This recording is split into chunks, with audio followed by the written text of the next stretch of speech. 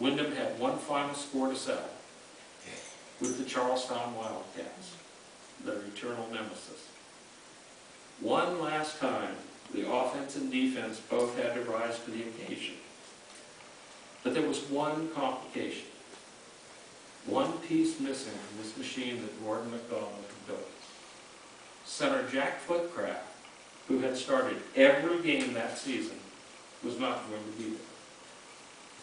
Senior Van Simpson had moved into Windham at the beginning of his senior year. He had never played football before coming to Windham, and was unlucky enough to tear the ligaments in his leg during the preseason. MacDonald, with no other alternative, laced a heavy leather brace on Simpson's knee and put him right in the center of the line. It was the only game Simpson ever started. But there he was, nearly immobile, anchoring the line for the championship game. The game was deadlocked halfway through the third period, but sophomore Ray Myers, who had become a veteran during Art Chafee's sickness, played the biggest game of his young career, snagging 3 touchdown passes as center Van Simpson was a rock, protecting Bob Garrett from oncoming rushers. The Bombers scored 4 unanswered touchdowns in a 47-20 triumph. For the 4th time in 9 years, the Windham Bombers stood on top of the Portage County Conference. They had averaged almost 40 points a game, and Buffer Smith, Bob Garrett, and Dick Pardee were named first team all-conference, with Izzy Myers gaining second team honors. Even though Windham had gone through that season from hell only 1 year earlier, the 1946 championship team was so dominant that the Record Courier said that it feared no Portage County team would ever defeat the Bombers again. Columnist Matt Fenn, in a midwinter editorial, pointed out that Windham, with 107 high school students and 700 students in its entire system, had a bigger enrollment than 11-man schools Atwater, Aurora, Freedom, and Garrettsville. He jabbed at, quote, "Windham wants to remain the big frog in the little 6-man pond." Apparently this stinging rebuke was enough for second-year Superintendent Art Brown Jenkins to decide that Windham could finally return back to the style of football it had abandoned 10 years earlier. The Bombers were going to 11-man football. So that bitter battle against Charlestown on the howling plains of November would be the last 6-man football game that Windham ever saw. The Bombers would play a restricted 11-man schedule in the fall of 1947, not competing for the league championship. Having graduated Jack Footcraft, John Kane, county high jump champion Buffer Smith, and rugged Dick Pardee, it was probably a good idea that they didn't play for the championship.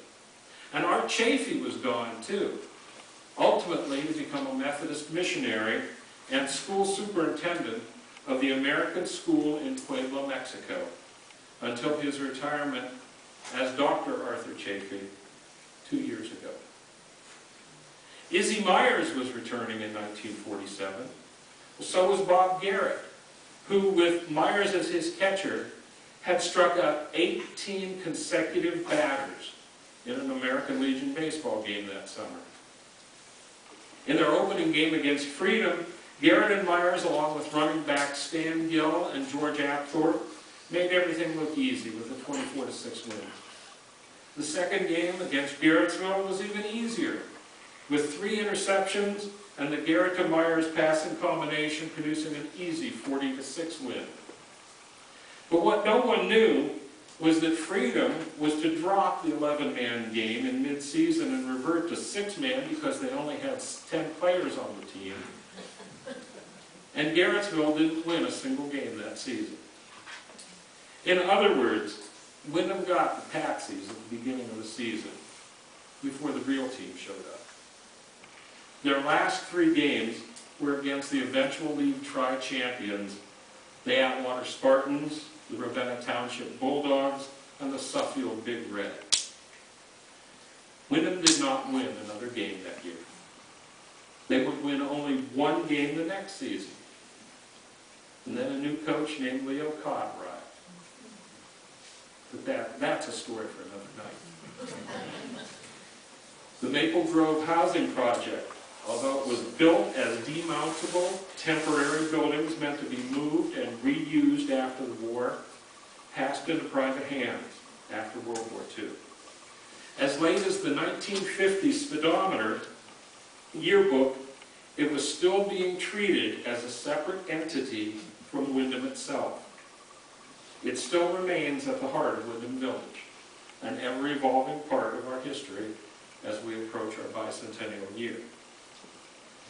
The Windham Bombers played six-man football for 9 years. Other Portage County teams would continue to play the sport until 1952. But there would never be another school that would claim to stand as tall as the 1939, 1940, 1944, and 1946 teams. They played at a level that we can't even imagine today, because most of us have never even had the privilege to see that sport at which they excelled. And since a mere handful of those players are still with us, barely a dozen, we can't even thank them for wearing the black and gold with such talent and pride. What we can do, and what we must insist be done, is to honor them with their championship banners hanging in the gymnasium, just as we must honor the legendary 1930s girls basketball dynasty and the Bombers' championships of the Tomahawk era in the 1950s and 60s. I've campaigned for this for years. Coach Jerry Kaiser and this year's courageous Windham Bombers football team, which has an appreciation for the legacy that they carry, have raised the funds to buy those banners. But foot dragging by those who must make the arrangements means that there are still empty spots on that gymnasium wall. I'm asking all of you tonight to call, and I will name them, Superintendent Carol Propanak and Athletic Bill Posguy, and tell them to buy those banners now. Until we do, the history of six-man football in Windham, and in fact Windham High School athletics, can never be complete.